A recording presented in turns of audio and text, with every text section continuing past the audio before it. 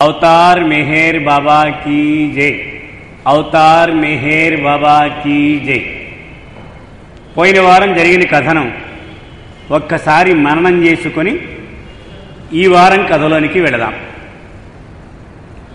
అది 1922వ సంవత్సరము మే నెల నడుస్తూ ఉంది. బాబా ఉపాసనీ మహారాజ్ దగ్గర నుంచి వచ్చేశారు బయటకు. సకోరి ఆశ్రమం నుండి స్వతంత్రంగా తన అవతార ఉద్యమాన్ని ప్రారంభిస్తూ ఉన్నటువంటి తొలి రోజుల ముచ్చట్లు మనం చదువుకుంటూ ఉన్నాం. తొలుత పూనా నగరంలో గల ఫెర్గూసన్ కాలేజీ రోడ్డులో ఒక కుటీరాన్ని స్థాపించి దానిలో బాబా మకాం ఉంటూ ఉండేవారు. తన అవతార కార్యక్రమానికి కావలసినటువంటి తొలి శిష్య మండలిని ఆయన ఆకర్షించుకుంటూ ఉండేవారు. ఆ రోజులలో అక్కడ కొన్నాళ్ళు ఉన్న తర్వాత తన శిష్యులనందరినీ ఇలా హెచ్చరించారు. నేను ఆధ్యాత్మిక కార్యక్రమానికి ఏడాది పాటు బొంబాయి నగరంలో ఉండదలిచాను. కానీ ఎవరెవరైతే వారి సంసారిక బాధ్యతలను, ప్రాపంచికమైనటువంటి బంధాలను శాశ్వతంగా తెగతంపులు చేసుకోవడానికి సిద్ధంగా ఉన్నారో వాళ్ళనే నా వెంట తీసుకువెళతాను అన్నారు. అందరూ మేము సిద్ధం అన్నారు. నోటి మాట చాలదు, వ్రాతపూర్వకంగా దస్తావేజు మీద సంతకాలు చేయించారు బాబా. వాళ్ళందరూ అలా తెగతంపులు చేసుకొని పూనా నగరం నుండి బొంబాయి వరకు సుమారు 300 కిలోమీటర్లు అనుకుంటానండి దూరము. అది నడిచి మొత్తానికి బొంబాయి నగరాన్ని చేరారు. ఆ ముచ్చట్లన్నీ మనం పోయిన వారం చదువుకున్నాం. ఎలా బాబా ముందుండి నడిపించారు. ఈ కష్టాన్ని కేవలం వాళ్ళకి ఇచ్చి తను సదుపాయాలతో లేదు, ఆయనే స్వయంగా దానిలో ముందుండి ఆ శ్రమను ఆయన భాగస్వామిగా తీసుకున్నారు. అవన్నీ మనం పోయిన వారం ముచ్చట్లు చదువుకున్నాం. బాబా బొంబాయి నగరంలో కాలు పెట్టారు 45 మంది అనుచరులతో. అక్కడ బాబాకు ఇదివరకే పరిచయం ఉన్నటువంటి మున్షీ రహీం మనకు గుర్తు రావాలి. పూనాలో కస్బాపేటలో బాబా కళ్ళు అంగడి నడుపుతూ ఉన్నటువంటి ప్రాంతంలో ఉండేటువంటి ఒక మహమ్మదీయుడు. అతను గవర్నమెంట్ అకౌంట్స్ డిపార్ట్మెంట్లో పనిచేస్తూ ఉండేవాడు. బాబా పట్ల ఎంత తీవ్రంగా ఆకర్షింపబడ్డాడయ్యా అంటే అతను బాబాకు తన ఇంటిని శాశ్వతంగా వాడుకోవడానికి అనుమతినిచ్చేశాడు. ప్రతిరోజు ఆధ్యాత్మిక సమావేశాలు నా ఇంటిలో నీవు నిర్వహించుకోవచ్చు. అంతేకాకుండా వచ్చిన అతిథులందరికీ అతనే స్వయంగా వంటలు వండి పెడుతూ ఉండేవాడు. అంత ఆనందపడుతూ ఉండేవాడు బాబా యొక్క సాన్నిధ్యం అంటే. అతను బొంబాయిలో బదిలీ అయి అక్కడ చేరి ఉన్నాడు. బాబా నేను వస్తున్నాను 45 మందితో అంటే నా ఇంటికే వచ్చేయండి అన్నాడు. అక్కడ మకా ఉంటూ ఉన్నారు బాబా. అది ఈ వారం కథలోనికి మనం ఇప్పుడు ప్రవేశిస్తూ ఉన్నాం. మున్షీ రహీం ఇంట్లో ఉండి అనువైనటువంటి పెద్ద బంగళా కోసం బాబా వేట మొదలుపెట్టారు. అక్కడ ఉన్న రోజుల్లోనే మహమ్మద్ ప్రవక్త యొక్క జన్మదినము ఈద్ అంటాం మనం. మహమ్మదీయులు చేసుకునే పండగ ఈద్ అంటే మహమ్మద్ ప్రవక్త యొక్క జన్మదినము. ఆ పండుగ బాబా మున్షీ రహీం ఇంట్లో మకాం ఉన్న రోజున పడింది.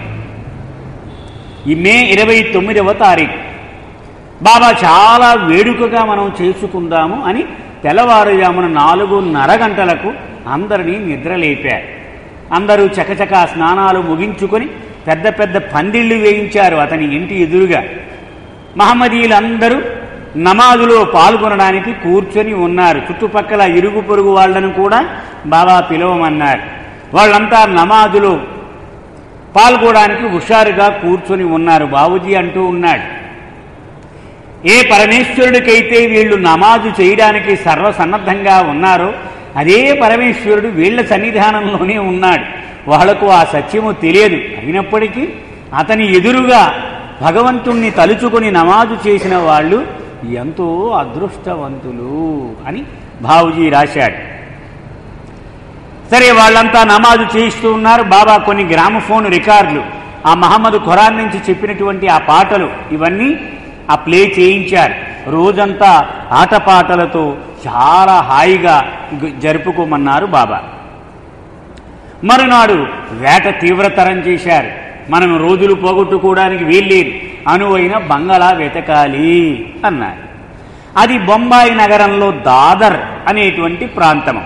అక్కడ GIP రైల్వే స్టేషన్ ఇప్పటికీ ఉందండి. ఆ రైల్వే స్టేషన్, ఆ రైల్వే స్టేషన్ ఎదురుగా 167 ఆ నెంబరు, ఇల్లు నెంబరు, అది పెద్ద బంగళా ఉంది. ఆ బంగళా మొత్తానికి బాబా కూడా నచ్చింది. ఆ యజమాని ఎవరు వాకప్ చేయమన్నారు. బాబా యజమానిని వాకప్ చేశారు. అతను అబ్దుల్ రెహమాన్ అనేటువంటి ఒక మహమ్మదీయుడు. ఏడాది మొత్తానికి గాను 350 రూపాయలు అద్దె. మరి ఆ రోజుల్లో అలాగే ఉండేవి. ఇది 1922లో. అప్పుడు 350 అంటే ఇప్పుడు ఏ 35,000 ఉంటుందేమో బహుశా, ఆ డబ్బుకున్న విలువని బట్టి.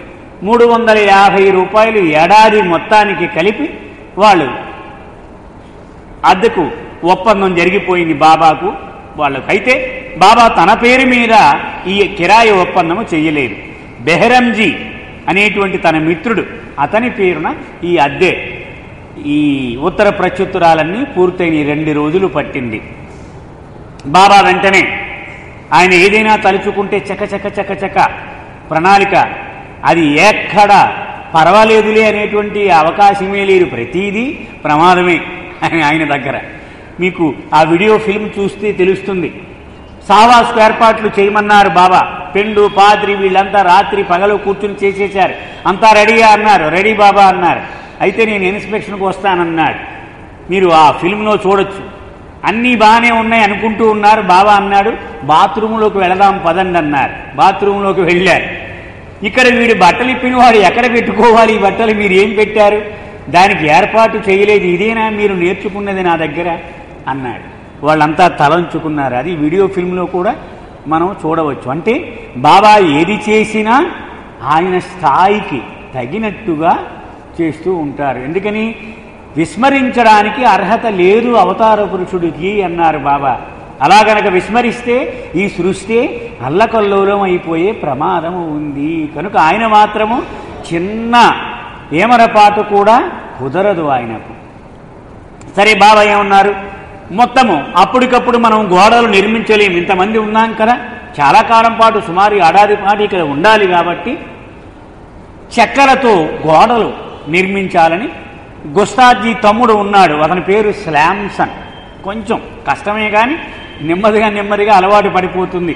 మెహరాబాదులో ఈరోజు మనం వాడుతూ ఉన్నటువంటి నీటి వసతి దానికి ఇన్ఛార్జ్ మొట్టమొదటి రోజుల్లో. అంటే మెహరాబాదుకు ఈరోజు నీటి వసతి ఉంది అంటే అతనే ఇన్ఛార్జ్. అంటే ఒక్కొక్కరికి ఒక్కొక్క నేర్పు ఇస్తూ ఉంటాడు అవతార పురుషుడు. ఆ నేర్పుని తన ఉద్యమానికి వాడుకుంటూ ఉంటాడు. అలా గుస్తాజీ తమ్ముడు అతని ఆధ్వర్యంలో చెక్కలు కొని తెచ్చి వాటితో గోడలు నిర్మింపమన్నారు. అది పెద్ద భవనము, పాత భవనమే. ఇప్పుడు జూన్ 6వ తారీఖు నాడు పెద్ద ఉత్సవం జరగబోతూ ఉంది ఈ సంవత్సరం అదే బంగ్లాలో. దాని వర్ణన ఎలా ఉందయ్యా అంటే, ముందు కొంచెం ప్రదేశము ఖాళీ ప్రదేశం ఉంది, పెద్ద భవనం. అది భవనం వెనుక చాలా విశాలమైనటువంటి బంగ్లా ఉంది. ఆ బంగ్లా 2 ఫ్లోర్లు, కింద అంతస్తు పై అంతస్తు. కింద అంతస్తులో మెట్లు పైకి ఎక్కే దగ్గర పెద్ద హాలు ఉంది, దాన్ని వంటగదిగా బాబా డిసైడ్ చేసేశారు. మెట్లు ఎక్కి పైకి వెళితే అక్కడ పెద్ద హాలు, కుడి చేతి పక్క 2 గదులు ఉన్నాయి. బాబా అన్నారు, ఒక గదిలో నేనుంటా, ఒక గదిలో గుస్తాజీ ఉంటాడు అన్నారు బాబా. సరే, మిగిలిన వాళ్ళందరికీ 8x8 అంటే 8 అడుగుల పొడవు 8 అడుగుల వెడల్పు గోనె గుడ్డతో గదులు నిర్మింపజేశారు. చక అంటే 8 అడుగుల ప్రదేశంలో వాళ్ళు శాశ్వతంగా మకాం ఉండేటువంటి ఏర్పాటు. అది మనం ఊహించుకోవచ్చు ఎలా ఉంటుందో. సో నిర్మింపజేసేశారు బాబా. జూన్ 7వ తారీఖు నాడు మనం ఇప్పుడు ఈ బంగ్లాలో మనం ప్రవేశిస్తూ ఉన్నాము అని బాబా ప్రకటన చేశారు. ఈ 45 మందితో సహా ఆ బంగ్లాలో ప్రవేశించారు. బాబా అన్నారు, అందరూ సమావేశం అవుదాం, హాల్లోకి రండి అన్నారు. మరి దీనికి ఒక మంచి పేరు పెడదాం, ఏం పెడితే బాగుంటుంది? ఎవరికి వాళ్ళు రకరకాల పేర్లు చెప్పారు.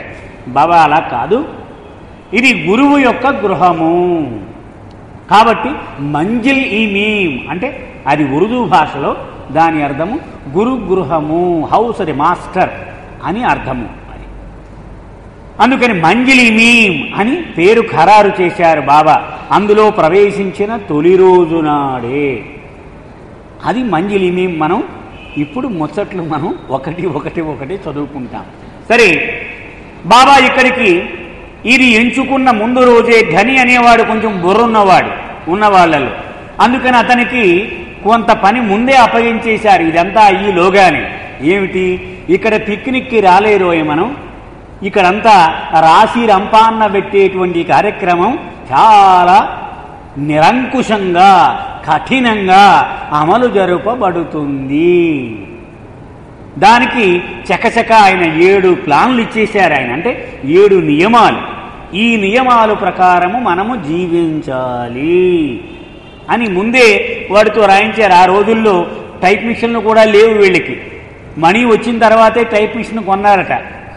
మనం బాబా జీవితం చదివితే ఎవరో పాపం ఎలిజబెత్ ప్యాటర్సన్ ఎవరో ఆ పశ్చిమ దేశాల నుండి ఒక టైప్ రైటర్ తీసుకొచ్చి మణికి ఇస్తే అది వాడేవారు. అందుచేత ఎన్ని కాపీలు కావాలంటే అన్నీ రాసేయడమే. ఆ ఘని ఈ షరతులన్నీ వ్రాసేశాడు. చేతి వ్రాత 45 కాపీలు రాసేశాడు. బాబా అన్నారు, ఈ తొలి రోజున జూన్ 7వ తారీఖున ప్రతి వారికి ఒక్కొక్క కాపీ ఇచ్చి అందినట్లుగా సంతకం కూడా తీసుకో అన్నారు బాబా. వీళ్ళందరికీ కొంచెం గుండె దడ ప్రారంభమైంది. ఇప్పుడు దాకా సరదాగా ఏదో పిచ్చాపాటి మాట్లాడుకుంటూ గురూజీ ఓ నమస్కారం అంటే బాగుంది, ప్రసాదం పెడుతూ ఉండేవాడు, ఇదేమిటో కొంచెం ఇబ్బందిగా ఉంది అని వీళ్ళకు అనుమానం నెమ్మదిగా వస్తూ ఉంది. బాబా అన్నారు, నేను ఇచ్చినటువంటి ఈ ఆధ్యాత్మికమైనటువంటి ఈ ఆదేశాలు 7ంటిని ప్రతివాడు 100కి 100 పాళ్ళు పాటించాలి, ఇది గుర్తుపెట్టుకోవాలి అని ఇప్పుడు చదవండి అన్నారు. ఆ 7 షరతులు ప్రతివాడు నా ఆదేశాలు పాటించాలి, అది మొట్టమొదటి షరతు. ఈ గుంపులో ఏ ఒక్కడితో గాని తాను మాట్లాడమని లేకపోతే మాట్లాడవద్దని రకరకాలుగా మారుస్తూ ఉంటాను నా ఆదేశాలు. అంటే ఇప్పుడు నేనున్నాననుకోండి, రామతీర్థ గారితో మాట్లాడకూడదంటే మళ్ళీ బాబా చెప్పే వరకు నేను ఆయనతో ఊ అని కానీ ఆ అని కానీ అనడానికి నిషిద్ధము. ఆయన వైపు చూడవద్దు అని నేను ఆదేశించవచ్చు, నీవు చూడకూడదంటే హరిహరాదులు అడ్డం వచ్చినా సరే. ఇది 2వ షరతు. అంటే ఎక్కువ అనుబంధం కలిగి ఉండు, అస్సలు అనుబంధం ఎంతమాత్రము కలిగి ఉండకు అని ఏ ఒక్కడికైనా మరి ఒకడిని ఉద్దేశించి నేను ఆదేశము ఇయ్యవచ్చు. దానిని 100కి 100 పాళ్ళు అమలు పరచవలసి ఉంటుంది. మద్యము మత్తు పదార్థాలు 12 నెలల పాటు నిషిద్ధము. అంటే మంజిలిమీ మకాం 12 నెలలు అని బాబా ఆ రోజుని ముహూర్తం పెట్టారు. నిషిద్ధము పూర్తిగా. అంతేకాక తన భార్యతో శారీరకమైన సంబంధం కూడా బాబా అనుమతి ఉంటేనే అది అంగీకరించబడుతుంది. ప్రతిదానికి బాబాని అడగవలసిందే. బంగళాలో అందరికీ అలవాటైన ఆమోదపరమైన ఆహారాన్నే అందరూ తినాలి. అలాంటి బట్టలనే అందరూ ధరించాలి. ఒకడు ఏవో చెడ్డీలు వేసుకొని సాక్స్ అని వేసుకుంటున్నారు. ఇప్పుడు అవి వేసుకుంటే ఒకడికి ఇబ్బందిగా ఉండొచ్చు, అది చెయ్యకూడదు. మత్స్య మాంసాలు, చేపలు ఇవన్నీ కూడా సంపూర్ణముగా నిషిద్ధము. ఉదయం 7 గంటల నుంచి సాయంత్రం 7 గంటల వరకు బాబా కొంతమందికి కొన్ని పనులు అప్పచెబుతారు. ఒకడికి నీళ్లు తోడరా అంటాడు, ఒకడి బట్టలు ఉతకమంటాడు, మరి ఒక 20 మందిని ఊళ్ళోకి వెళ్ళి ఏదో ఉద్యోగం చేసి 4 పైసలు సంపాదించిరా అంటాడు. ఎవడికి ఏ పని అప్పగిస్తే అది 100కి 100 పాళ్ళు నిజాయితీతో చేసి తీరాలి. కానీ ఎటువంటి పరిస్థితులలోనూ సాయంత్రం 7 గంటల నుండి ఉదయం 7 గంటల వరకు మంజిలిమీంలోనే ఉండాలి. ఇది ఒక షరతు. ఎట్టి పరిస్థితులలోనూ బాబా సహవాసమును విడిచిపోరాదు. అంటే ఆయన ఆజ్ఞ ప్రకారము ప్రపంచం మొత్తము ఎదురు తిరిగే ప్రమాదం ఉన్నప్పటికీ ఆయన పాదాలను అంటిపెట్టుకుని ఉండాలి. ఇలా 7 షరతులు బాబా నియమించారు. ఇవి మీరందరూ ఈ రోజు నుంచి పాటించాలి అన్నారు. చివరిలో ఒక చిన్న నోట్ కూడా రాశారు బాబా. దానిలో ఎవడైనా ఈ షరతులలో దేనినైనా ఉల్లంఘిస్తే నేను నా గదిలోకి వెళ్ళి తలుపు వేసేసుకుంటాను, ఆహారము కాని పానీయము కాని ఏదీ ముట్టను, జాగ్రత్త సుమా అని కింద ఆఖరణ ఆయన నోట్ కూడా వ్రాశాడు. బాబా సోదరుడు జాల్ బాబా పరిధిలోనికి వచ్చినటువంటి కొత్త వాడు. అంటే మనం చదువుకున్నాం ఇదివరకు, చేతిలో హారతి కర్పూరం పెట్టడం ఇవన్నీ ఆ ముందు రోజుల్లోనే జరిగాయి. అతను సూది తీసుకొని తన బొటన వేలిని రంధ్రం చేసి ఆ రక్తం కారుతూ ఉండగా ఆ చేతిలో ఆ రక్తాన్ని పెట్టి ప్రతిజ్ఞ చేశాడు. ఆ రక్తం మీద, బాబా నేను నీవు విధించిన 7 షరతులను 100కి 100 పాళ్ళు నేను నిజాయితీతో పాటిస్తాను అని. అంతేకాకుండా ఇంకా కొంతమంది కూడా అలాగే వాళ్ళు కూడా సూదితో బొటన వేలి రక్తాన్ని చిందించి ఇలా ఆ చేతిలో రక్తం మీద చెయ్యి వేసి ప్రమాణం కూడా చేశారు. ఈ ఆజ్ఞలు ఎంత కష్టమైనయో ఒక్కొక్కడికి నెమ్మదిగా అనుభవానికి వస్తూ ఉండి చాలా కష్టం. మనం చదివినంత సరదాగా ఉండవు. ఉదాహరణకి బాబా ఆదిని పిలిచి ఏమన్నారు, అసర్ సాహెబ్ అనే వాడున్నాడు, వాడి చూడకు, వాడితో మాట్లాడకన్నారు. కానీ వాడు ఎదురుగా రోజు కనపడేవాడు. వెంటనే తను జాగ్రత్తగా ఉండాలంటే పక్కవాడిని అడగాలి, అక్కడ వాడు ఉన్నాడా అని అడిగి వాడు లేకపోతేనే అక్కడికి వెళ్ళాలి, లేకపోతే గోడ బయటే నుంచోవాలి. ఇంత బ్రహ్మ ప్రళయంగా ఉండేది పరిస్థితి. అయినప్పటికీ బాబా చెప్పినట్లుగా నిజాయితీగా వాళ్ళు పాటిస్తూ ఉండేవారు. కొంతమందికి పగలంతా గవర్నమెంట్ ఆఫీసుల్లోనూ ఫ్యాక్టరీల్లోనూ ఈ ప్రైవేటు ఆఫీసుల్లోనూ ఉద్యోగం చేసేవారు. ఉదయాన్నే 7 గంటల తర్వాత బయలుదేరి ఆ లోకల్ ట్రైన్ పట్టుకొని ఆ ఎక్కడికో పనిచేసే ప్రాంతానికి వెళ్ళి అక్కడి నుంచి సాయంత్రం 7 లోపల మళ్ళీ ఉరుకులు పరుగుల మీద వచ్చేస్తూ ఉండేవారు. కానీ ఇలా ప్రయాణం చేసేటప్పుడు రైలు బండిలో రకరకాల ప్రకటనలు, అడ్వర్టైజ్మెంట్లు, ఈ ట్రైన్లో చూస్తే పెద్ద హోర్డింగ్లు ఇవన్నీ ఉంటాయి. అవి చూడకూడదు, చదవకూడదు. అది కూడా నిషిద్ధం. కళ్ళెప్పుడు నేల మీదకే చూస్తూ ఉండాలి, ప్రమాదం ఏదైనా చూస్తే. అంత వాళ్ళ ప్రతి క్షణము దండంగానే ఉండేది. ఇద్దరికి అంటే కాక్ సాహెబ్, అసర్ సాహెబ్ అని 2 మహమ్మదీయులకు బాబా ఏమప్పచెప్పారంటే, ఉపాసనీ మహారాజ్ యొక్క జీవిత చరిత్రను ఉర్దూలో రాయండి, మీకు ఇంకేం పని లేదు. వాళ్ళు గదిలో దూరి తలుపు వేసుకొని రాస్తూ ఉండడమే. ఒక్క తినడానికి మాత్రమే బయటకు వచ్చేవారు, లేకపోతే గదిలో దూరి తలుపు వేసుకుని రాస్తూ ఉండడమే. అంటే స్ట్రిక్ట్ అంటే స్ట్రిక్ట్. ఈ పుస్తకం గురించి బాబా ఎంత శ్రద్ధ తీసుకున్నారంటే, ఒక పర్యాయం ఈ రాసేటువంటి ఇద్దరిని వెంట పెట్టుకొని ఉపాసనీ మహారాజ్ దగ్గరికి సకోరి వెళ్ళి, వీళ్ళు రాసేది కరెక్టా కాదా, నీ జీవితం రాస్తూ ఉన్నారు వీళ్ళకి చెప్పు అని ఉపాసనీ మహారాజుతో చాలా వివరాలు స్వయంగా బాబాయే చెప్పించారు. 2-3 రోజులు అక్కడ ఉండి కావలసినటువంటి ఆ సామగ్రి అంతా అక్కడ సేకరించి తిరిగి మంజిలీ మీదకొచ్చి ఇక్కడ రాస్తూ ఉండేవారు. పాపం జొరాస్ట్రియన్లకు అంటే పార్సీలకు, మహమ్మదీయులకు వాళ్లకు మాంసం లేకపోతే ముద్ద దిగడు.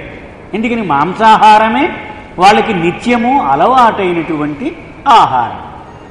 హిందువులకు ప్రమాదం లేదు, వాళ్ళందరికీ ఏదో బీరకాయ పప్పు ఏదో తినేస్తూ ఉంటే కాలక్షేపం అయిపోతుంది. వాళ్ళకి కొంచెం ఇబ్బందిగానే ఉండేది. తొలి రోజులలో బాబా ఎప్పుడూ కూడా ప్రాక్టికల్ అంటే మొట్టమొదట తను చెప్పేది ఆచరించి అప్పుడు తను చూపించి తరువాత ఇతరులకు చెప్తూ ఉండేవారు.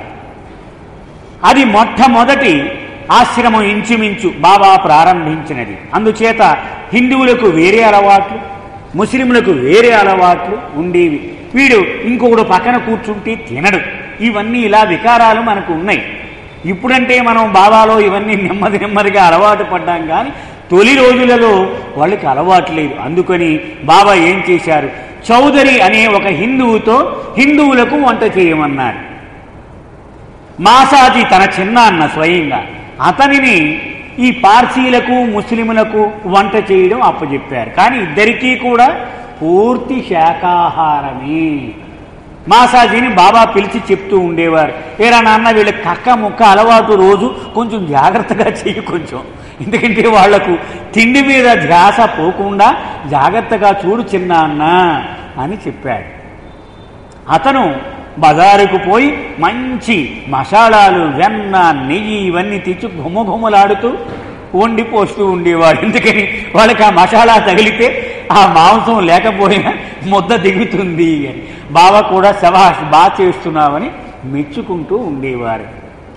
ఉదయం వీళ్ళందరికీ కూడా బ్రెడ్ ఇచ్చేవారు, టీ ఇచ్చేవారు, జిలేబీ ఇచ్చేవారు. ఇంతే. అంటే డి హాస్టల్లో ఇప్పుడు తిట్టుకుంటూ మనం తింటూ ఉన్నాం చూడండి, ఇది నిత్యము మండలి వాళ్లకు బాబాకు సదా అలవాటైనటువంటి ఆహారము. అది అప్పుడు బాబా అలవాటు పడినటువంటి ఆ ఆహార నియమాలనే ఇప్పుడు డి హాస్టల్లో ప్రతినిత్యము దైనందినమైన ఆ సిలబస్ నడుస్తూ ఉంది. భోజనం వచ్చేటప్పటికి ఇంత పప్పు, ఒక కూర, ఇంత అన్నం పెట్టేవారు పొద్దుట పూట. రాత్రిపూట ఒక 2 రొట్టెలు, ఇంత కూర, ఇంతే. ఇది ఆహారం. సాయంత్రం ఒక టీ మాత్రం ఇమ్మనేవారు బాబా, కన్సెషన్ వాళ్ళకు. ఇది వాళ్ళ ఆహారం. ఇలా నెమ్మదిగా ఇతను పాపం దగ్గరుండి చూసుకుంటూ ఉండేవాడు. బాబా జాగ్రత్త వీళ్లకు తిండి మీద ధ్యాస వెళ్ళిపోతే నేను చెప్పే విషయం మీద వీళ్లకు మనసు లగ్నము అవ్వదు, జాగ్రత్త అని చెప్తూ ఉండేవాడు. అప్పుడప్పుడు బాబా కొన్ని ట్యాక్సీలను పిలిపించి వీళ్ళందరినీ దానిలో ఎక్కించి బొంబాయి నగరం చూపెడుతూ ఉండేవారు. అక్కడ చూడాల్సిన ప్రదేశాలనన్నీ కూడా చూపించేవారు. అంతేకాకుండా తన కూడా ఉన్న కొంతమందికి కుటుంబాలు ఉన్నాయి, అవన్నీ వదిలేసి వచ్చేశారు వీళ్ళు. కానీ బాబా ఏమన్నారు, మన దగ్గర కొన్ని పైసలు ఎక్కువ ఉన్నాయి కాబట్టి ప్రతి నెల మీ కుటుంబాలకు కొంత నా ప్రసాదంగా పంపించండి అని బాబా ప్రసాదము అని మనీ ఆర్డర్ నెలకింత పైసలు చొప్పున ఆ కుటుంబాల వాళ్లకు పంపించే ఏర్పాటు చేశారు బాబా. సరే, చాలా బాగున్నాయి ఏర్పాట్లన్నీ కదండి మనం చదివితే. కానీ వాళ్లకు మాత్రం దుర్భరంగా ఉండేది జీవితం. ఎందుకని? పెడుతున్నారు బానే ఉంది, కానీ ప్రతి నిమిషము కూడా సంకెళ్ళు వేసినంత దుర్భరంగా ఉండేది వాడి పరిస్థితి. ఇలా చూస్తే ఏం కనపడుతుందో, ఏ వాల్ పోస్టర్ కనపడుతుందో ప్రమాదము.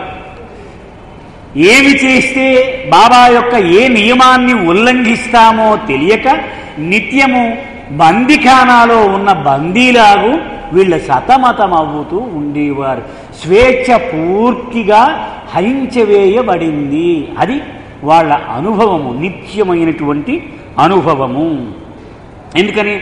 బాబా నోటి వెంట ఏది బయటకు వస్తే దాన్ని ఆగమేఘాల మీద అమలు పరిచేయాలి. ఉదాహరణకి ఇలా ఉన్నామనుకోండి, బాబా ఒకరిని ఉద్దేశించి నువ్వు పడుకో అన్నారనుకో, నేల మీద పడుకోవాలి అక్కడ వాడు, అంతే. ఎందుకని? బాబా ఏది చెబితే అక్షర సత్యం అంటారే, అలాగా అక్షరం తేడా రాకుండా అలాగ అమలు చేసేయడమే. ఇక ఆలోచించడము, ఎవరైనా ఏమన్నా అనుకుంటారేమో, వీటికి అవకాశమే లేదు.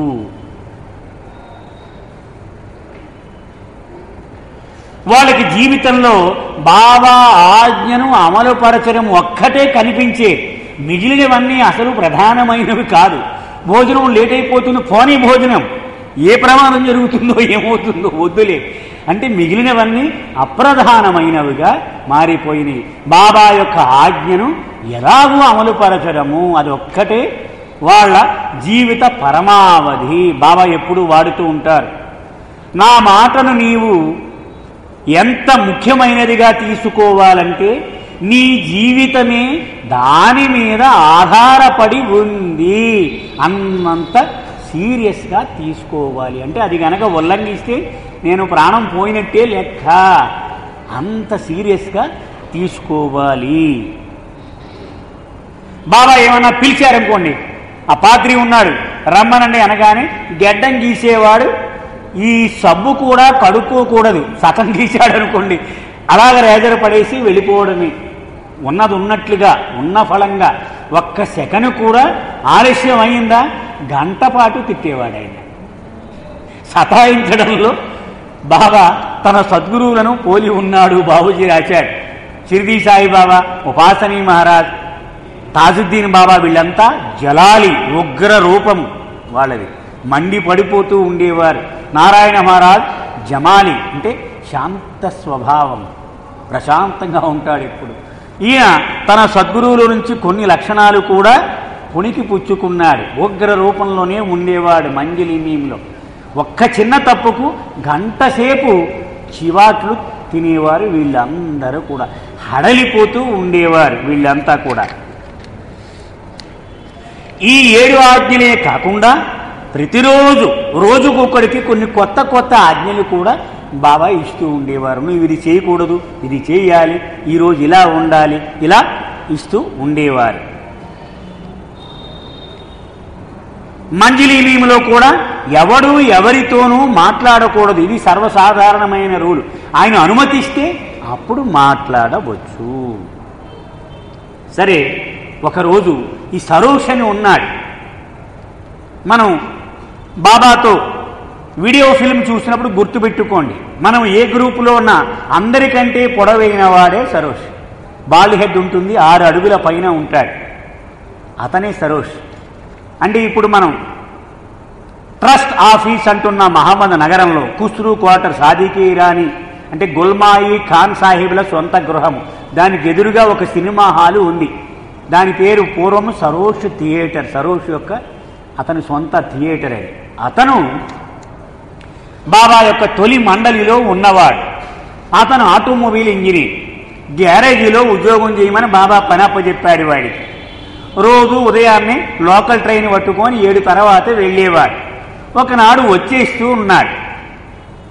వచ్చేస్తూ ఉండగా చిన్నతనంలో వీడితో పాటే చదువుకున్న ఒక మిత్రుడు కలిశాడు. ఎరా సరోష్ బాగున్నావా అని ఆ జనంలోంచే దూరం నుంచి అరిచాడు. అమ్మో, వీడితో ప్రమాదం ఉంది అని అలా చూస్తూ ఉన్నాడు. అసలు వాడి కేసి చూడడం మానేశాడు. కానీ వాడు పొరపాటు పడ్డానా, మన సరోష్లాగే ఉన్నాడే, వాడే అని ఇంకా దగ్గరికి వచ్చి మొహం పెట్టి చూశాడు. వాడే, ఒరే సరోష్ నేనురా అన్నాడు. అలా చూస్తూ ఉన్నాడు. ఎందుకని బాబా ఆజ్ఞ ఎప్పుడు బుర్రలో ఉండేది, మాట్లాడకూడదు, పలకరించకూడదు, ఇవన్నీ. సరే, పాపం వాడు బావురుమని ఏడుస్తూ ఉన్నాడు.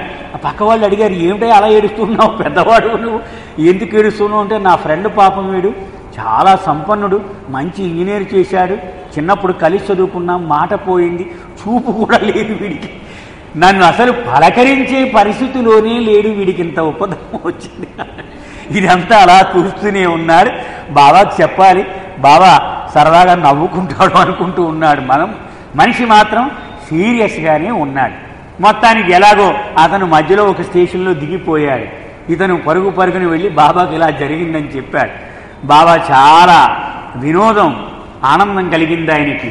బాబా అన్నారు, వాడిని ఇప్పుడే తీసుకురా, వాడిని పిలువు నా దగ్గరికి అన్నారు. వెంటనే వెళ్ళి తీసుకొచ్చాడు అతన్ని.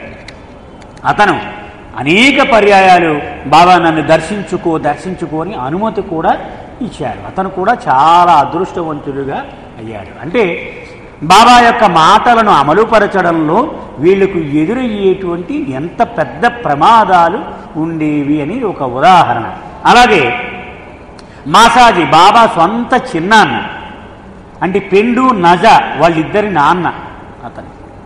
అతను వంట పని చేస్తూ ఉండేవాడు, మనం చెప్పుకున్నాం. ఒకనాడు బాబా మధ్యాహ్నం భోంచేస్తూ ఆ ప్లేట్లో కొంచెం మిగిలిపోయింది. బాబా ఇంకా కొంచెం తినలే. ఇది అతనికి ఇచ్చి, ప్రతిరోజు నేను ఇలా వదిలేసిన పదార్థాలు మళ్ళీ నేను ఆకలేసినప్పుడు తింటాను, జాగ్రత్తగా లోపల దాచిపెట్టు అని చెప్పాడు. సరే, రోజు దాని మీద ఒక కవర్ కప్పి లోపల పెట్టేవాడు. ఒక్కరోజు కూడా బాబా అడగలేదు. ఇలా 20 రోజులు ఎంతో అయిపోయింది. ఒకరోజు ఆది అన్నాడు, చాలా ఆకలిస్తుంది, నేను భోజనం సరిగ్గా చేయలేదు, ఏమన్నా ఉంటే పెట్టు అన్నాడు మాసాజీ. పర్వాలేదులే, బాబా చాలా వదిలేశాడు, ఎప్పుడూ ఒక్కసారి కూడా అడగలేదు, వేస్ట్ అదంతా, అది తినే నువ్వు అన్నాడు. తినేశాడు. తినేసి చేయి కడుక్కొని వెళ్ళిపోయాడు. బాబా మాసాజీని కవరు పంపించాడు.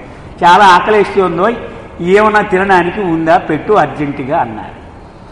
ఏదో ప్రమాదం వచ్చిందని అర్థమైపోయింది. అతను తల ఉంచుకున్నాడు. ఏమీ మధ్యాహ్నం ప్లేట్లో మిగిలింది కదా, అది తీసుకురా అన్నాడు. లేదు బాబా, అది ఆదికి పెట్టేశాను నేను అన్నాడు. ఎవడు నీకు అధికారం ఇచ్చాడు? గంట సేపు తన సొంత చిన్నాన్నని కళ్ళ నీళ్లు వచ్చే వరకు ఆయన చివర్లు పెడుతూనే ఉన్నాడు. అప్పుడు ఇంక ఎప్పుడు కూడా బాబా నేను మరచిపోను, ఏమైనా అవని నా బుర్రను నీ ఆజ్ఞలను అమలు చేసేటువంటి ప్రక్రియలో దానిని వెచ్చించను అని అతను అవేళే నిర్ణయం తీసేసుకున్నాడు.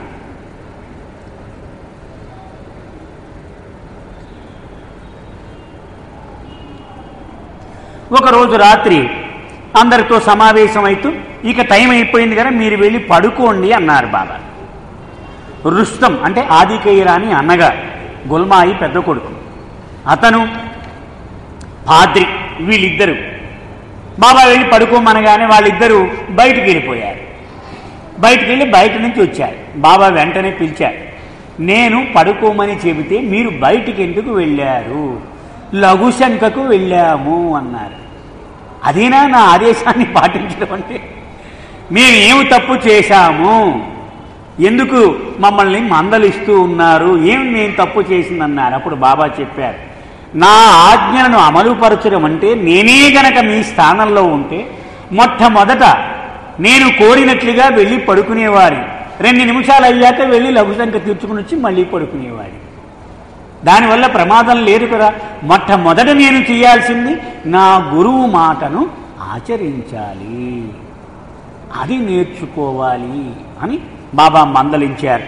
మరునాడు అందరినీ సమావేశపరిచి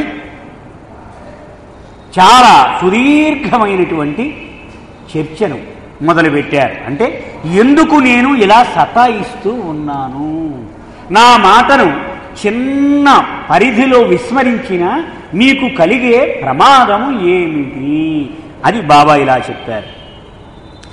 నా మాటల పట్ల తక్షణ విధేయతను అలవాటు చేసుకోని పక్షంలో అసలైన విషయం చెప్పాలని నేను నిర్ణయించుకున్నప్పుడు దానికి నీవు ఎలా విధేయుడుగా ఉండగలవు? అంటే నాకు ఎప్పుడో ఒకప్పుడు నాకు అనిపిస్తుంది, వీడికి దివ్యానుభవాన్ని ఇచ్చేయాలి అనిపిస్తుంది నాకు. అప్పుడు ఏదైనా ఒక విషయం నీకు చెప్తాను, ఇలాగూ చెయ్యరా, దూకే, ఇక్కడి నుంచి కిందకు దూకే అంటారు.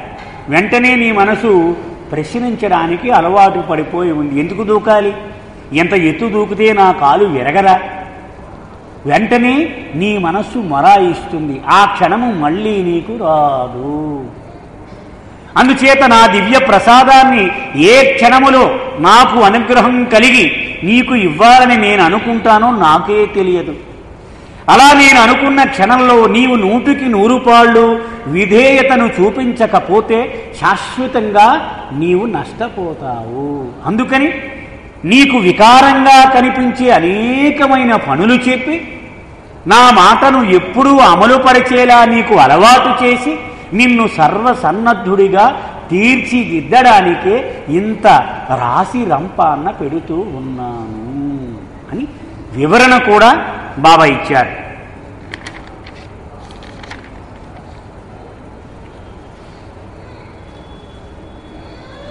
ఒకరోజు బాబా ఏం చేశారు మీకు గుర్తుందో లేదో, ఉపాసనీ మహారాజ్ దగ్గర కైకుస్రు మాస అంటే గుల్మాయి సోదరుడు బంగారు నగల వ్యాపారం చేస్తూ ఉండేవాడు. ఉపాసనీ దగ్గరికి వెళ్ళినప్పుడు ట్రైన్లో కూడా వెళ్ళాడు బాబా కూడా. మరి మీకు గుర్తుందో లేదో, ఖుర్షిద్ అని మనకి స్త్రీ మండలి సభ్యురాలు తెలుసు కదండి, ఆవిడ తండ్రి ఇతని గుల్మాయి కుటుంబానికి బాబాను పరిచయం చేసినవాడు, అలాగే ఉపాసనీని కూడా పరిచయం చేసినవాడు. అతను బొంబాయిలో పెద్ద నగల వ్యాపారి. ఒకనాడు బాబా ఎవరికీ చెప్పకుండా ఒక్కడు వాళ్ళ ఇంటికి వెళ్ళిపోయాడు. బాబా వేషం ఎలా ఉంది? పొడుగు చొక్కా వేసుకున్నారు, కాటన్ చొక్కా, కాటన్ ప్యాంటు వేసుకున్నారు, తల జులపాలు తిరిగి ఉంది. లోపలికి వెళ్ళిపోయారు. వాళ్ళంతా వంటగదిలో ఉన్నారు, ఏదో వండుకుంటూ ఉన్నారు, మగాళ్ళు లేరు, ఆడాళ్ళే ఉన్నారు. లోపలికి వెళ్ళిపోయాడు. అక్కడ ఎవరున్నారు? అతని భార్య, కూతురు ఖుర్షిద్. అతని తల్లి, ఈ ముగ్గురు ఉన్నారు. ఆ తల్లి అని ఇది ఎవడో పిచ్చోళ్ళగా ఉన్నాడు, లోపలికి వచ్చేస్తున్నాడు ఎవడు అండి ఆవిడ. వెంటనే వీళ్ళిద్దరు మిగిలిన వాళ్ళు ఉపాసని దగ్గర సకూరిలో చూశారు బాబాని. మెహర్ బాబా అమ్మ ఎంత తప్పన్నావు నువ్వు అంటే ఆవిడ లెంపలేసుకొని బాబాను క్షమించమని అడిగింది.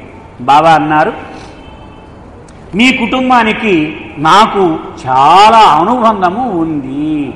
నేను ఒక అనుమతిని నీకు ఇవ్వడానికి వచ్చా. ప్రతిరోజు నీ భర్త సాయంత్రం దుకాణం మూసివేసి వెళ్ళిపోయేటప్పుడు మంజిలి మీంకొచ్చి నా దర్శనం చేసుకోవచ్చు అని చెప్పు అన్నారు బాబా. అలాగే ఈ కుర్షద్, ఈ పిల్ల, ఆ పిల్లని పిలిచి రోజు ఉదయం స్కూలుకు మంజిలి మీద నుంచే వెళతావు కదా, అక్కడ ఆగి నా దగ్గరకు వచ్చి కాసేపు నాతో ఆడుకొని అప్పుడు నువ్వు స్కూలుకి వెళ్ళిపో అన్నారు. మరి ఈవిడ ఉంది సోనామాసి, ఆవిడతో అన్నారు బాబా, నీవు రోజులో ఎప్పుడు ఖాళీ ఉంటే అప్పుడు నా దర్శనానికి రావచ్చు అని చెప్పి వెళ్ళిపోయారు. ఆ రోజు మొదలు వాళ్ళ కుటుంబము మొత్తము బాబా యొక్క పరిధిలోనికి శాశ్వతంగా చేరిపోయిన వాళ్ళు. కుర్షద్ అంటే మనకు తెలుసు కదా, స్త్రీమండలిగా ఆవిడ జీవితం అంతా బాబా యొక్క సన్నిధానంలోనే గడిపినటువంటి అదృష్టవంతురాలు. ఉదయాన్నే ఈవిడ బాగా డబ్బున్న వాళ్ళు వీళ్ళంతా, మరి ఆ రోజుల్లో జటగా ఉండేదో కారు ఉండేదో, మంజిలి మీం దగ్గరికి వెళ్ళేది, బాబాతో ఆడుకునేది కాసేపు. బాబా రకరకాల ఆటలు ఆడిస్తూ ఉండేవారు, బంతి విసురుతూ పట్టుకోమని. స్కూల్కి చాలా అయిష్టంగా వెళుతూ ఉండేది, ఎప్పుడు బాబా దగ్గరే ఉండిపోతే బాగుండు అని. కానీ బాబా మాత్రం టైం ప్రకారం పంపించేస్తూ ఉండేవారు. ఇదిలా ఉండగా గుల్మాయికి ఇద్దరు కూతుళ్ళు, ఫిరోజా, డాలి, అంటే ఆదికే ఇరానీ చెల్లెళ్ళు వాళ్ళిద్దరు. వాళ్ళు కూడా బొంబాయిలో స్కూల్లో జాయిన్ చేసి వాళ్ళ బంధువులు కదా మేనత్త ఇంట్లో ఉన్నారు వాళ్ళు. వీళ్ళు ముగ్గురు కలిసి బాబా దగ్గరకు రోజు వస్తూ ఉండేవారు. అలాగూ మొత్తం ఆ ముగ్గురు ఆడపిల్లలతో బాబాకు శాశ్వతమైనటువంటి అనుబంధము ఏర్పడిపోయింది. అలాగే బయట నుంచి కొంతమంది ప్రముఖులకు కూడా బాబా అనుమతించేవారు. వాళ్ళు అడిగేవారు, బాబా ఒకసారి మీ దర్శనం చేసుకుంటాము అని. ఒకనాడు ఒక మహమ్మదీయ ప్రొఫెసర్, చాలా పేరున్నవాడు బొంబాయి నగరంలో, అతను బాబా గురించి విని అడిగాడు, ఒక్కసారి అనుమతిస్తే నేను దర్శనం చేసుకుంటాను. బాబా రమ్మన్నారు. చూసి చాలా ఆకర్షింపబడ్డాడు బాబా పట్ల. బాబా అన్నారు, నేను ఎక్కువగా టర్కిష్ టోపీ పెట్టుకుంటూ ఉంటాను అన్నారు. మండలి వాళ్ళందరూ ఆశ్చర్యపోయారు, బాబా టోపీ ఎప్పుడు పెట్టుకోవడతాడు, కానీ ఈ టోపీ గురించి ఎందుకు చెప్తూ ఉన్నాడు అని ఆశ్చర్యపోయారు. బాబాతో వాళ్ళు ఏదో మాట్లాడదాం అనగా ఊరుకోమన్నారు బాబా. బయటకు వచ్చాక ఆ వ్యక్తి చెప్పాడు, నేను వస్తూ ఉన్నప్పుడు మా సోదరుడు బాబా ఎలాంటి టోపీ పెట్టుకుంటాడో అడగరా అని నన్ను అడిగాడు.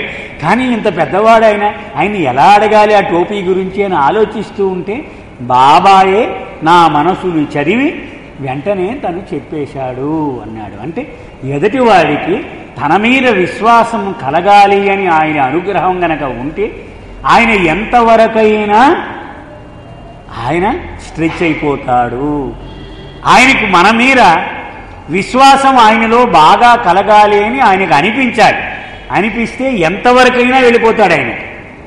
అది ఆ అదృష్టం మీద ఆధారపడి ఉంటుంది.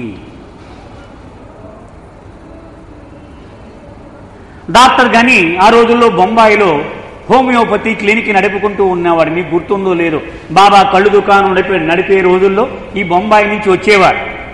ఏమో బాగా నడుస్తుందా దుకాణం అంటే, ఏదో క్లినిక్ నడుపుతూ ఉన్నానులే అనేవాడు. మందులు రావడం ఇవన్నీ మనం చదువుకున్నాం పూర్వం. ఇప్పుడు బాబా దగ్గరికి వచ్చి చెప్పాడు, పైసలు సరిగ్గా రావటం లేదు బాబా, ప్రాక్టీస్ బాగాలేదన్నాడు. రోజు చీపురు పట్టుకొని నువ్వే ఊడిగించేయి, నీ క్లినిక్ నువ్వే తుడు, పని మనిషిని మానిపించేయి, అప్పుడు బ్రహ్మాండంగా బాగుపడుతుంది నీ వ్యాపారము అన్నారు బాబా. వాడు అలాగే మొదలుపెట్టాడు. ఏమాత్రము మెరుగుపడలేదు అతని వ్యాపారం. పైపెచ్చు బాబా ఒక రోజున అన్నారు, ఏరా నువ్వు 7 దాటాకు వస్తున్నావు, కుదరదు, నిషిద్ధం ఇది, ఒక పని చేయకపోని వ్యాలిటీ మానేసే దాన్ని, ఇక్కడే ఉండిపో శాశ్వతంగా మంజిలి మీంలో అన్నారు. శభాష్, నువ్వేం చెప్తే అది అన్నాడు. అదాని నుంచి దాన్ని ఇంకొక డాక్టర్కి ఇచ్చేశాడు. వాడు బ్రహ్మాండంగా ప్రాక్టీస్ మారుమోగిపోతూ వాడు పైసలు సంపాదించుకునేవాడు. వీడు మాత్రం బాబా నువ్వు చాలా బాగుపడుతుందంటే ఇదన్నమాట. బాబా యొక్క సన్నిధానంలో శాశ్వతంగా జీవించేటువంటి అదృష్టం వాడికి ఆ రోజు నుంచి కలిగింది. మనకు ఇదివరకు రోజుల్లో గుర్తుండి ఉండాలి, బాబా ఎక్కువగా తన ఆప్తమిత్రులకు కవితలు రాయడము, గేయాలు రాయడము, గజల్స్ రాయడము, ఖవాలీలు రాయడము హుషారు చేస్తూ ఉండేవాడు. అందరినీ నువ్వు రాయి అందరితో రాయించేవాడు. అవన్నీ చదివి ఎవరిది బాగుంది ఎవరిది బాగోలేదు ప్రైజులు కూడా ఇస్తూ ఉండేవాడు. జఫ్రాబాదీ అని టీ దుకాణంలో హజరత్ బాబాజాన్ టీ తాగేటువంటి దుకాణం దగ్గర ఒకడు ఉండేవాడు. బాబా బొంబాయి బయలుదేరే ముందే చేరాడు బాబా దగ్గర అని మనం చదువుకున్నాం. వాడు చాలా హుషారు, చదువు మాత్రం రాదు, కానీ కవిత్వం మాత్రం బ్రహ్మాండంగా చెప్తూ ఉండేవాడు. బాబా హుషారు చూసి ఇంకా వాడి అర్ధరాత్రి లేచి, బాబా నాకు మూడొచ్చేస్తున్నప్పుడు ఎవడో ఒకడు రాయకపోతే నా ఆలోచనలు మర్చిపోతానేమో అనేవాడు. బాబా అన్నారు, ఆ ఘనిని పిలవండి, వాడే బుర్రున్నవాడు, వీడికి సెక్రటరీ వేళ నుంచి వాడు ఏం చెప్తే అది రాస్తూ ఉండడమే, ఎప్పుడు చెబితే అప్పుడు రాస్తూ ఉండడమే. ఆ తమాషా సంఘటన కూడా ఒకనాడు పాపం ఘని టాయిలెట్కి వెళ్ళాడు. ఇతను నాకు ఇప్పుడు ఐడియా వచ్చేస్తోంది, అర్జెంటుగా రా అన్నాడు. వాడు పాపం ప్యాంట్ తెచ్చుకొని పరిగెత్తుకొచ్చాడు. బాబా ఆజ్ఞ ప్రకారం వాడు రాయాలి. అప్పుడు బాబా అన్నాడు, వీడి విపరీతమైనటువంటి బ్రహ్మాండమైన కవిత్వం రాస్తూ ఉన్నాడు, మంచి పేరు చెప్పండి వీడికి అన్నాడు. అప్పుడు ఘని ఇరాన్ భాష దేశంలో బైదల్ అనేటువంటి ఒక మహాకవి ఉండేవాడు, వాడి పేరు బ్రహ్మాండంగా సరిపోతుంది అన్నాడు. ఆ రోజు నుంచి వాడికి బైదుల్ అని నామకరణం చేసేశారు బాబా. మనం ఇక్కడ ఈ వారం ముగిద్దామండి.